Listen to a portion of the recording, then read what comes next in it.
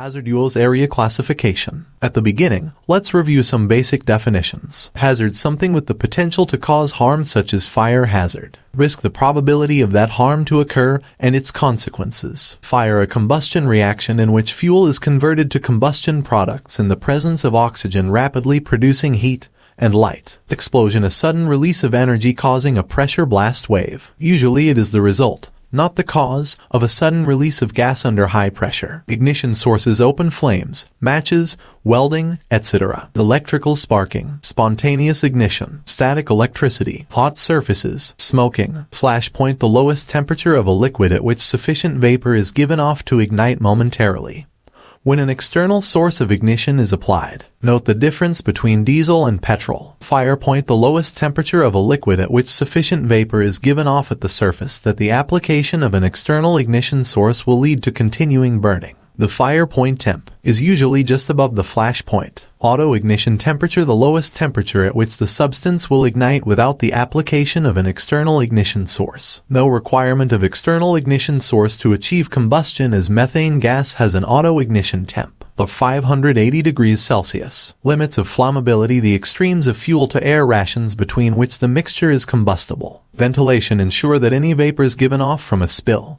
leak, or release from any process will be rapidly dispersed, preventing the formation of a vapor.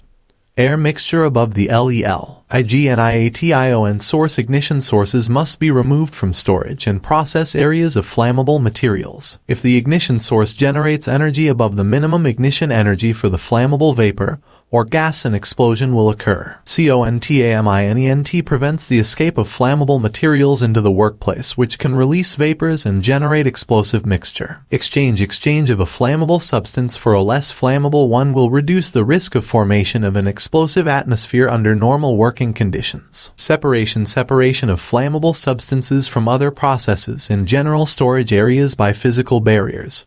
Walls or partitions will contribute to a safer workplace by controlling the zone in which flammable atmosphere may be present. Source of release: a point from which a flammable gas, vapors, or liquids may be released into atmosphere, such as flanges, vents, instrument connections, etc. Zone 0. Flammable atmosphere is continuously present or present for long periods. Zone 1. Flammable atmosphere is likely to occur in normal operation. Zone 2. Flammable atmosphere is unlikely to occur in normal operation and, if it occurs, will exist only for short period. Grade of release: continuous, a release that is continuous or nearly so. Primary, a release that is likely to occur periodically or occasionally in normal operation.